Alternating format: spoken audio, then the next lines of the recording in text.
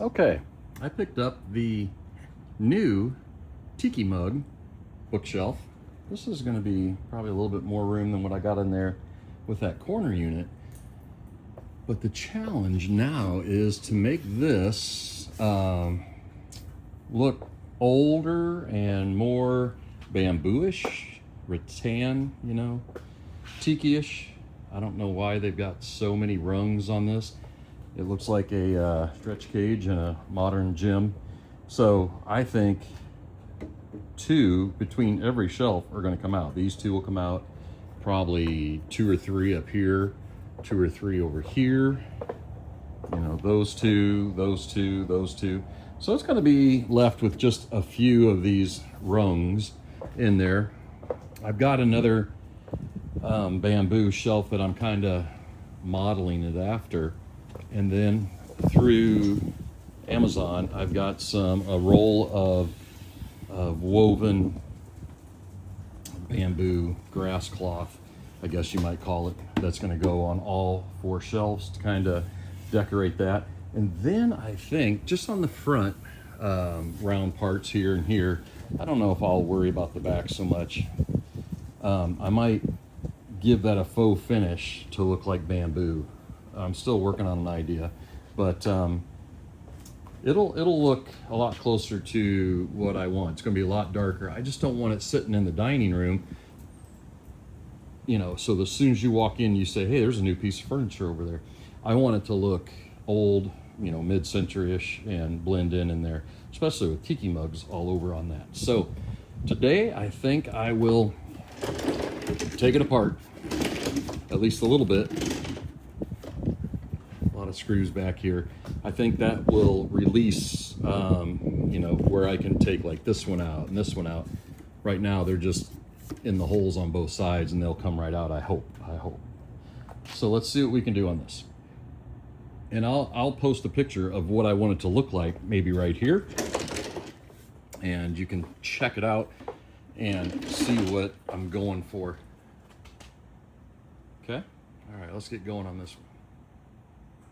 This is coming apart just like I hoped it did. Now I can just figure out which ones I want to remove, put the curved piece back on with fewer rungs in there.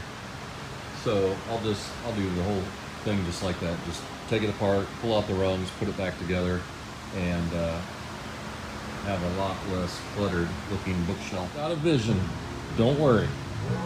This is the fun part where you start dissecting before you start putting back together. Okay. Moving along, some of these still have a little bit of glue and just wood residue from where the dowels were glued in there. Hopefully I got all the brads out of there. But I'm just going to take a sander now, tickle those dowel rods smooth. Okay.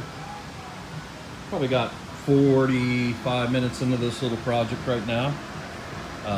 Got all the rungs I wanted out, removed, put it all back together, sanded, you know, the spots where the rungs were. Structural, but we use it. So there. This should be just about everything I think I need to finish this little project up. I got a lot more bamboo I can cut. 2 runs. I'm gonna roll that out. Boy, that's really gonna give it a nice look. And then let's give this a little faux painting. I'm going to try to give it a variation of, let's say, these 3 right here. So it's not going to be a solid. I'm actually going to let a lot of this wood grain shine through, I hope, show through the two coats I'm going to put on of different colors. But I'm wanting to darken it up. Some board or some pieces might get, you know, looking like that dark, just to give it the impression of bamboo. A lot of it will look like this, I hope. Give it a little modeling. So we'll see how this works. And got some liquid nail just in case I want to cut one of these open and then wrap the existing dowel rod with an actual piece of bamboo. So that, I don't know yet. I'm toying with that idea. I have a lot of bamboo over in the corner that I could probably do that with. So let's get the bookshelf painted brown, see how that shows up. A couple different colors of brown, but just getting rid of this taupe color. But the bookcase is drying. It came out really good. Hopefully it absorbs the two colors right there. I think that was a good choice because I really wanted that kind of look and a little darker. So combination of those two colors is why I picked those two paint cans right there. Okay, what I've got to do with that bamboo is just make a little frame, 14 by 11 1/4, and then I'm going to figure out if I want to put 2 little posts inside there or 3. I don't know, I'll just have to see what it looks like on the bookshelf. But I love getting power tools out and going to town. So there's all the bamboo I have left from the Tiki patio. That's it. I've used it for a lot of stuff, and I'm getting down to the nitty-gritty, as they say. But I'm going to make one frame just to see how it looks, or at least cut all the pieces tonight, and then marinate on that tomorrow and see how I still feel about it. But let me show you what the bookcase looks like just after a couple coats of paint. So here's the bookshelf now. If you remember what it looked like, it was pretty tan, I guess. But I would be happy taking this inside and using it as is. I just wanted to give it, well, let me get a piece of bamboo and show you what I was going for. Probably these two are good. I just wanted a feel of that bamboo. And again, the shelves are going to be covered with that cane webbing. Yeah, that's going to cover up all that, but I just wanted some paint underneath to show through. But that's it. You know, just a little modeling effect. Give it that bamboo look. And again, I might split one of these open and cap the edges. Look at that. Even if I just cap those front boards, boom. You think this is made of bamboo. But I'm loving it. That's going to be so much room for Tiki mugs. I'm thinking, once this is done, I think I'm going to show you my conceptual Tiki mugs, the 6 for Jimbo's Rockets and Tikis. Okay, time to make a jig so that the bamboo pieces I'm trying to assemble to go on to the bookshelf work. So the square, or yeah, the rectangle rather, that I have on the bookshelf is this line right here. The bamboo has to stay inside of those lines all the way around. So to make this jig, I am just going to build a little frame on this piece of plywood so that now you can probably see what I'm going for here. Once I start putting the bamboo in here, the bamboo has to fit once I nail all these down. So if it doesn't fit, if the bamboo's a tick too long or whatever, you know, I can trim it real quick. And then once I have it in here, I can already see that one's too long. But once I have it in there, then I can glue it, let it dry a little bit, and then remove it out of there. But the bamboo's not straight. See, that's what I'm fighting. It's curved and wonky. But once I nail down this wooden frame, I just have to trim down the bamboo to fit in there, glue it, put my 2 bars in there or whatever I end up going with, 3 or 2, and then pop it out, put it in the bookshelf, and that's going to look really good. So, and again, jigs are nice if you're going to be making something that's repetitive, you know, you're going to do a lot of them. It just saves time so that you don't have to reinvent the wheel every time. If that makes sense. it speeds up the process, especially if you're doing something over and over and over. My grandpa was the best at making jigs. He was a carpenter, and then on the weekends he loved making little projects. And actually right behind me, I'll show you what he used to make when I was little. And he sold so many of these. There we go. Just like that, that jig's done. But boy, this thing has got to be 40 years old. He used to make these Roadrunners. Maybe the fan's going to actually blow on it. But he would make these Roadrunners, and they sit on a post out in your yard, so like a weather vane. But the precision for a carpenter making that is pretty. There we go. Let me see if the fan's going to blow on it. It's oscillating, so it comes and goes. He's missing one of his googly eyes, so I'll probably repaint him and do everything. He used to make jigs because you've got to get these angles just right.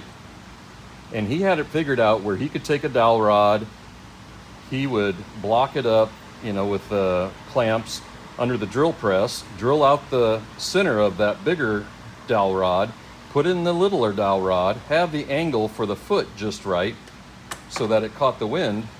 I mean, if you can see it, he had it all figured out. And like I said, when the wind hits that, it just takes off and goes like butter. Over, see, that one's too long. I'm gonna have to trim it just a hair because it won't fit in here. So that's what we did. See, these just need a tickle on the saw. I'm seeing if any of these fall in there. Nope, they all need a little bit of trim work. Okay, jig is working out pretty well. It's holding the shape I need. I just I'm gluing it in place, and then I'm about ready to drop these two in here. So that'll be the look on the sides. So let me finish this up. This one is going to need cleaning. All the corners cleaned up where all the glue's oozing out, but I'll clean all that up. Can even give it a little touch up. But that's the look. Easy enough. Cut here. What I might do is put these on the table saw, rip them down so I have 2 semicircles on each one, so that'll give me 4, because I do have 4 shelves, and then I might cap the front edge of each shelf with a little half round, just to give it a little more bamboo effect. So I got 2 done. This one's drying. I don't want it to stick to the board, which it is. There you go. Like I said, once it's all done, I'll pretty it up. But these, just so you understand, are gonna go in here, okay? They're gonna slide in there, and just to give a little more authentic bamboo feel to the shelf. So I've got 2 of them now. I'm gonna let those dry, see how I like the look of them in here. But now I'm gonna jump over to cutting 4 of the cane mats for the shelf. So let me get those cut. Well, if my fingers are any indication on how well this is going to stick, it should be pretty good. This is what I'm using, 3M spray adhesive. It works really well. I've used it before, but now all these are drying, and you just got to wait until it gets tacky. I don't think this could have worked out any better. This glue is perfect for what I wanted. This roller is perfect for what I needed it for. And I tried to peel up a corner that I had just stuck down, and it was not having it. So I'm just going to do all of these the same way, and then this will be good to go. All right, let me finish these other 3. All of these have been removed.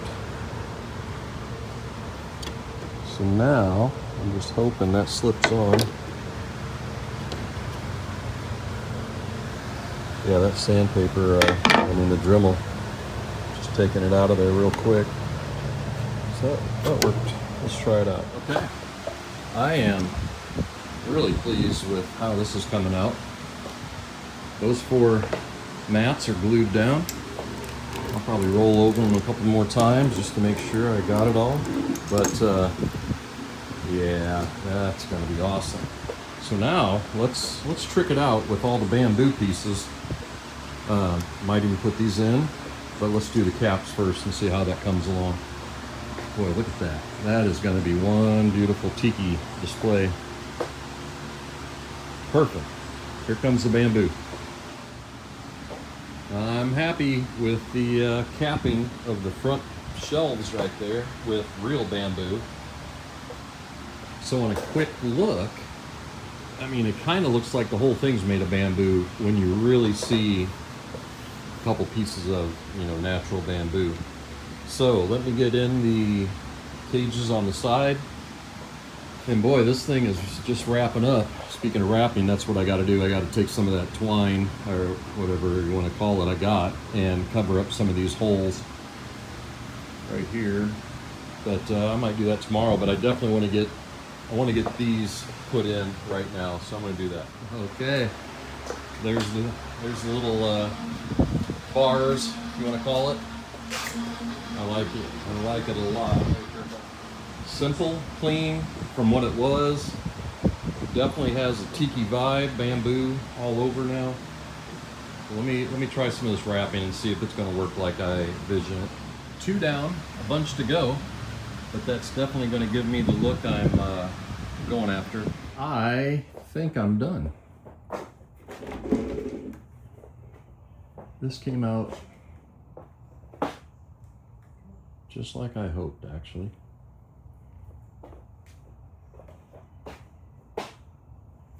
This isn't, these wraps aren't doing anything other than decorative and maybe covering up a screw hole, so they're not, you know, holding anything together. Cane's staying pretty good. I rolled it a couple more times just to really put some pressure on it. I like it. I like it a lot. It looks a lot different than when I got it from that girl off of Facebook. I don't think she would recognize it. I guess tomorrow I will take all the tiki mugs off of that corner unit, take this in there, and then load it up. So I think it maybe took me, you know, 2 afternoons to convert that from what it was to what it is. The Tiki Mug display bookshelf is complete.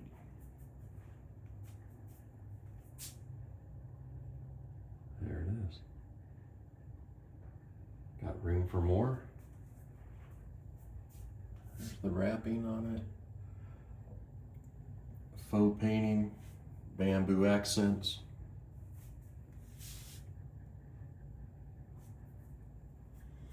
Came out okay. I like it. Looks pretty good in here. Doesn't look like a new piece of furniture, I hope. I need to get a couple more of these little LED tea lamps for a couple of these that it'll shine through when you set it inside. Those guys down there, those 2 back there.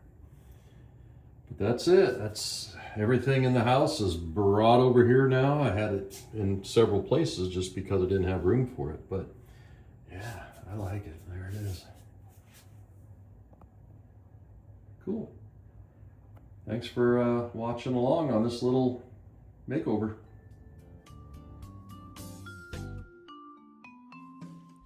Are you guys ready for your sneak peek? Here we go. I'm going to show you. These are all conceptual, just ideas right now. Toying with a lot of things. But first off is the collection of tiki mugs. This is going to be called the Galactic Tiki Collection. Limited edition. Limited meaning there's only going to be runs of 50 of these tiki mugs made, and then there's no more. So they'll all be numbered on the bottom. Kim Smith is working on the first one, and then these 6 here are going to follow up after that first one. But you're going to be able to get any drink you want in a tiki mug. Even if you don't want a drink, you can walk in and buy these off the shelf. You can get water in them, you can get sodas, drinks, whatever. There's not going to be any kind of limitations on what has to be served inside of one of these tiki mugs. That's always kind of bugged me. when I go to a place and they force you to have a certain drink in a certain mug. So that won't be happening here. Now let me show you what they look like close up. This first one, I love it. It's got the mid-century modern, atomic symbols all around it, red, white, and blue. A lot of them are red, white, and blue. I just like that theme. This guy, he's got a hole in the top for a straw or a stirring stick, and there's going to be several types of stirring sticks you can get with the Tiki mugs. This next one, it's a little more subdued. It's all wood grain, maybe not glossy. It'll be more of a matte finish. This next one takes me right back to Evel Knievel, 1970s. Everything he had was red, white, and blue. His jumpsuit, his vehicles. It's got a removable top, straw hole, stirring stick hole in the top. Ready to go. This one, a little different. It's got the Easter Island heads there in the porthole window. You can see the volcano erupting. A lot of angry tiki heads there. A lot of fun. And there he is. There's little Finn. He's grinning ear to ear, or maybe I should say gill to gill. Looks like he's missing his lateral incisor there. He probably lost it over in Venice Beach, but he's cute. His name's Finn. And there's the last Tiki mug. How cool is that? The dune buggy as a Tiki. Red, white, and blue. And again, you're going to be able to get any drink you want in any Tiki mug you want. Okay, you can just walk in, water, soda, put a drink in there, whatever you want, whatever you want. It's up to you. Buy it off the shelf if you want. No restrictions. And again, here's all 6 of them shown. There is another one. Kim's working on the design on that one. We'll start with that one if we can find a company to make them. And there you go. There's the drink menu. From the Rocket Fuel Swizzler to Atomic Mai Tai, Supersonic Zombie, Cape Canaveral Cooler. There's going to be a lot of different names going. Flying Saucer, Nebula Nectar, Stardust Daiquiri, Mission Control. And here's the food menu. Just keeping it simple, not overwhelming, delicious food. There he is. There's Ray. He's the mascot for DBJ's Rockets and Tikis. Ray because he's got his Ray-Bans on. He's ready to blast off. He'll be on shirts, hats, merchandise. He'll be on the side of the building, large and in charge outside. You're going to see him for 3 or 4 blocks. Here's a good example of what the front of the building's going to look like with his neon lights. You're going to be able to see him from blocks away. Here's another shot of the front of the building. Got a vintage Corvette pulled up in front, ready to go. I just love the neon lights. Tiki torch is going to be lit nightly. Ceremony doing that. Here's some more interior shots of the neons. Another shot of Ray, a little different variation of him. Here's another shot of the inside. Vintage cars will be, rotated through there so you can get a photo op sitting in the car or standing by the car. And there it is. There's the gift shop. You're going to be able to get all your Dune Buggy Gym, Rockets and Tiki's gear there. Tiki mugs will be in stock. Every shirt size will be in stock always. I'm committed to that, I promise. And then, this was a great idea from a viewer. I loved it. Thank you for the suggestion. In the comments one day, they said, at the Tiki bar, I should have a wall showing all the shark's teeth and what shark the teeth came from. And I love that. So that's what I incorporated into one of the walls in the Tiki bar. There you go. I'm excited to show you those. I've been waiting, and I just think, after making the Tiki mug shelf, it's the perfect time. So conceptual ideas of DBJ's Rockets and Tikis right there. You saw it first. Have a great day. Appreciate you watching. Thank you.